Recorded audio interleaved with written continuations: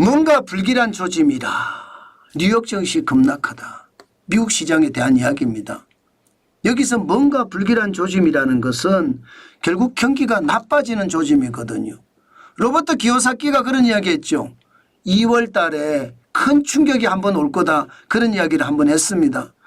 로버트 기요사키가 항상 말로는 큰 충격이 온다, 대공황이 온다, 내 평생 경험하지 못한 위기가 온다, 최악의 위기가 온다, 이렇게 이야기했지만 이게 재료 백업이 별로예요.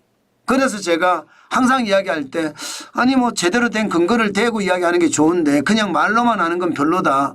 그렇지만 로버트 기요사키가 말한 게 자주 맞아요. 비트코인에 대해서는 진짜 잘 맞고요. 그러니까 아예 무시하지는 못하고 항상 들어는 줘야 되니까 참 애매하다, 이렇게 생각을 합니다. 그런데 지금 미국에서 말입니다. 뭔가 불길한 조짐이라고 느껴지는 그런 지표가 나타나기 시작했어요. 이거 한번 보세요. 소비자 심리지수입니다. 2025년 2월을 보십시오. 64.7까지 떨어졌습니다. 소비자 심리지수가 떨어진다는 건 소비를 안 할 수도 있다는 이야기예요. 2024년 1월에 79까지 올라가고요. 3월에는요 79.4였습니다. 지난 12월에도 74.0이었어요. 그런데 2월에 갑자기 64.7까지 툭 떨어진 거예요. 64.7까지 떨어지니까 2023년 11월에 61.3까지 떨어진 이후로 가장 많이 떨어진 거예요. 그죠? 가장 많이 떨어진 겁니다. 2023년 11월이면 지금 한 달 하고도요 한 3, 4개월이 되잖아요. 거의 1년 3개월 4개월 만에 가장 많이 떨어진 겁니다. 이게 기준선이 100이거든요. 100. 100이 기준선인데 100 밑으로 떨어진 것도 충격적인데 64.7까지 떨어지니까 소비자 심리지수가 무너졌다, 이렇게 얘기할 수가 있고요. 더 놀라운 것은요, 비제조업 구매관리자 지수가 장난 아닙니다. 시장의 예측치보다 훨씬 많이 떨어졌습니다. 2024년 12월에 56.8이었거든요. 기준선이 50입니다. 50보다 높으면 경기가 확장된다는 거고요. 50보다 낮으면 경기가 쪼그라든다는 이야기거든요. 그런데 2025년 2월에 49점이에요. 시장의 예측치는 52.8 정도 됐습니다. 그런데 49점이에요. 기준선보다 아래에 경기가 쪼그라든다는 거잖아요. 여기서 중요한 것은 비제조업이라는 데 있습니다. 비제조업. 미국은요 소비 중심의 국가이기 때문에 비제조업은 서비스업이거든요.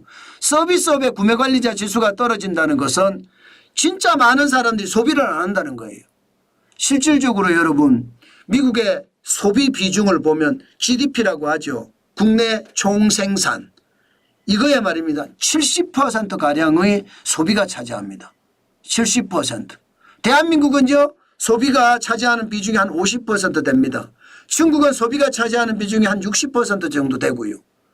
미국은 70%니까 소비국가라고 단정하고 이야기하잖아요. 그 정도로 많습니다. 그런데 소비가 주축을 이루는 경제 구조를 가지고 있는데 비제조업의 구매관리자 지수가 49.2까지, 그것도 시장의 예측치 52.8보다 왕창 떨어지니까 시장은 어떻게 될까요? 와르르 붕괴할 수밖에요. 실제로 시장 와르르 붕괴했습니다. 오늘 시장을 보면 어제도 떨어졌는데 오늘 또 떨어졌습니다. 나스닥 종합주가지수, 이게 기술주 중심입니다. 2.2% 급락했습니다. 438.35가 떨어졌고요. 19,524.01로 마감했습니다.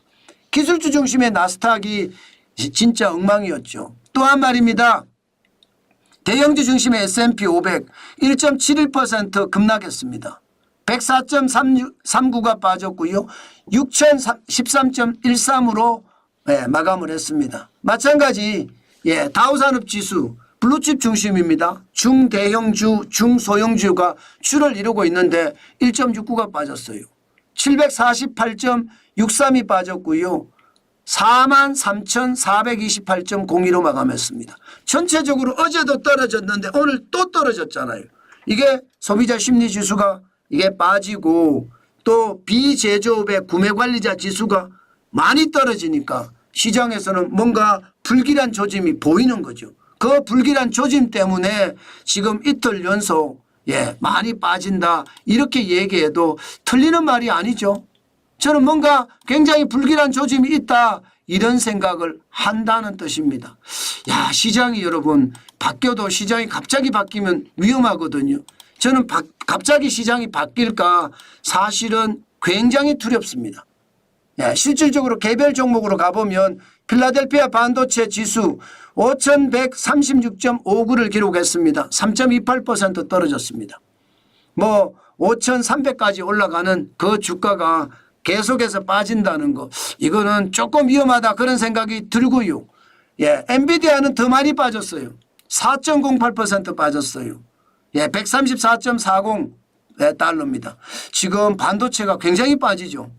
반도체는 어쩌면 경기의 바로미터라고 이야기할 수 있는데 오늘 현재로 봐서는 많이 빠졌다 이렇게 얘기할 수 있다는 것 다시 한번 봐야 되고요.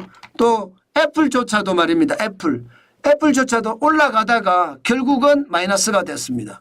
0.11%가 빠졌습니다. 245.55를 기록했습니다. 애플이 IT의 대명사잖아요. IT의 대명사인데 떨어지니까 야 이거 봐라 시장이 만만치 않네 그렇게 생각을 하기에 충분하고요. 테슬라는 더 많이 빠졌어요. 337.80달러까지 떨어졌습니다. 4.68%나 빠졌어요. 굉장히 많이 빠졌죠. 이렇게 되니까 2차 전지나 전기차 부문 전체적으로 경제가 줄줄줄줄 무너진다. 와르르 무너진다. 오늘 시장만 보면 그런 효과가 나타난다. 이렇게 얘기해도 틀린 말이 아닙니다. 저는 여러분들에게 늘 말씀을 드리지만 뭔가 시장에는요. 거품이 저는 많이 껴있다고 생각을 합니다. 통화량이 너널한 걸 보면 그만큼 거품이 많이 껴있다 생각을 하거든요. 때문에 시장은요. 늘 위험하고 언젠가는요. 이 거품이 꺼질 날이 올 거다. 제가 그 말씀 계속 드리고 있습니다. 그럴 날 올 겁니다. 그때는 경기가 최악이 될 거고 그때를 위해서 말입니다. 여러분 현금을 쌓아가자고 이야기 저는 오랫동안 하고 있습니다. 지금 그 어느 때보다 현금을 쌓는 일이 굉장히 중요하다. 그렇게 오늘은 말씀드리겠습니다. 그만큼 말입니다. 시장에는요 뭔가 불길한 조짐이 있습니다.